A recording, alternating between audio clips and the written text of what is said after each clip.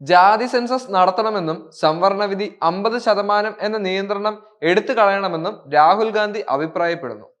അലഹാബാദിലെ civil സൊസൈറ്റികളുടെ യോഗത്തിൽ സംസാരിക്കുമ്പോഴായിരുന്നു രാഹുൽ ഗാന്ധി ഇക്കാര്യം വ്യക്തമാക്കിയത്.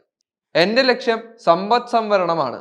പിന്നോക്ക വിഭാഗക്കാരുടെയും ദളിതരുടെയും കയ്യിൽ എത്രയുണ്ട്, തൊഴിലാളികൾക്ക് എത്രയുണ്ട് എന്ന് അന്വേഷിക്കേണ്ടതാണ്. രണ്ടാമത്തെ കാര്യം, അക്കാദമി സ്ഥാപനങ്ങളിലും ജുഡീഷ്യറിയിലും മാധ്യമങ്ങളിലും ഈ ആളുകളുടെ പങ്കാളിത്തം അറിയുക എന്നതുമാണ്. ഓരോ വ്യക്തിയും തുല്യരാണെന്നും ഭരണഘടന നമ്മുടെ സമൂഹത്തിന് എന്തെങ്കിലും സ്വാധീനം ചെലുത്തിയിട്ടുണ്ടോ എന്ന് പരിശോധിക്കണമെന്നും രാഹുൽ ഗാന്ധി ചൂണ്ടിക്കാട്ടുന്നു. സംവരണ നയം ഉണ്ടെങ്കിലും ഇന്ത്യയിലെ ദളിതർക്ക് ഇപ്പോഴും സംവരണം ലഭിക്കുന്നില്ല എന്നതാണ് വസ്തുത. ഞാൻ ന്യൂനപക്ഷ വിഭാഗങ്ങളെ ദളിതരായോ അന്തസ്ഥിതരായോ കണക്കാക്കുന്നില്ല. അതുകൊണ്ടാണ് ജാതി സെൻസസ് നടത്തി 50% സംവരണം ഒഴിവാക്കാൻ ശ്രമിക്കുന്നത്, രാഹുൽ വ്യക്തമാക്കി. ഇന്ത്യയിലെ ജനസംഖ്യയുടെ 90%വും OBC, SC, ST ന്യൂനപക്ഷ വിഭാഗങ്ങളാണ്. അടുത്തിടെ രാഹുലിന്റെയും മറ്റു പ്രതിപക്ഷ നേതാക്കളെയും പ്രതിഷേധത്തെ തുടർന്ന് ടെസ്റ്ററിലേക്കുള്ള യാത്രാ നിയമനത്തിനുള്ള പരസ്യം മോദി സർക്കാർ പിൻവലിച്ചിരുന്നു. ബോളിവുഡിൽ പോലും 90%ത്തിന്റെ പ്രാതിനിധ്യം കാണാൻ ആകില്ല. മിസ് ഇന്ത്യക്കാരുടെ ലിസ്റ്റിലും ദളിത്, ആദിവാസി, OBCക്കാരില്ല. ഈ ലിസ്റ്റിൽ ഇന്ത്യയുടെ ഘടനയിൽ 90% ഉൾപ്പെടുത്തിയില്ലെങ്കിൽ ഭരണഘടന നിലനിൽക്കില്ലെന്നും രാഹുൽ ഗാന്ധി കൂട്ടിച്ചേർത്തു.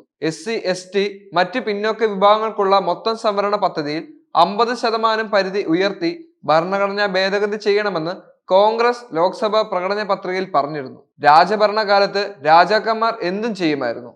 മോദിജി ആ മാതൃക പ്രവർത്തിപ്പിക്കാനാണ് ശ്രമിക്കുന്നതെന്നും രാഹുൽ ഗാന്ധി കുറ്റപ്പെടുത്തി. സംവരണ നിയമത്തിന്റെ ഭേദഗതിക്കെതിരെ വിവിധ ന്യൂനപക്ഷ വിഭാഗങ്ങൾ ഇന്ത്യയിൽ ഒട്ടാകം വളരെ ശക്തമായ പ്രതിഷേധങ്ങൾ സംഘടിപ്പിച്ചിരുന്നു. ഇന്ത്യയിൽ എല്ലായിടത്തും നിരവധിയായ ചർച്ചകളാണ് സംവരണത്തെ ചൊല്ലി നടന്നുകൊണ്ടിരുന്നത്. സംവരണ സമ്പ്രദായത്തെ അനുകൂലിച്ചും പ്രതികൂലിച്ചും നിരവധി ആളുകളാണ് ഇപ്പോൾ രംഗത്തെത്തിയിരിക്കുന്നത്. എന്നാൽ കൃത്യമായ നിലപാട് എന്താണെന്ന് ഇതുവരെ സർക്കാർ വ്യക്തമാക്കിയിട്ടില്ല. സംവരണത്തിന്റെ പേരിൽ സർക്കാരിന്റെ വിവിധ അട്ടിമറികൾ നടന്നിരുന്നതായി ശ്രദ്ധയിൽപ്പെട്ടിട്ടുണ്ടായിരുന്നു. രാഹുൽ ഗാന്ധി ജാതി സെൻസസ് നടപ്പിലാക്കുമെന്ന് വിളിച്ചോതുന്നു.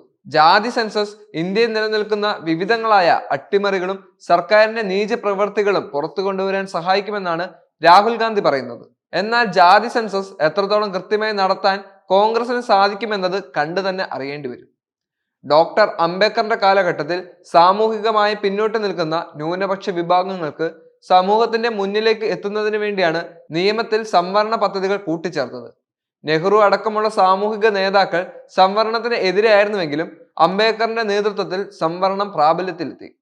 എന്നാൽ ഇപ്പോൾ സംവരണം എന്നത് അർഹതപ്പെട്ടവരുടെ കൈകളിലാണോ എന്നുള്ളത് പരിശോധിക്കേണ്ടിയിരിക്കുന്നു.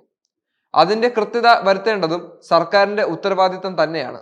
മാത്രമല്ല, ഇപ്പോഴും പിന്നോക്ക വിഭാഗത്തിൽപ്പെട്ടു നിൽക്കുന്ന ആളുകളെ സമൂഹത്തിന്റെ മുൻനിരയിൽ എത്തിക്കേണ്ട ഉത്തരവാദിത്തം സർക്കാരിന് തന്നെയുണ്ട്.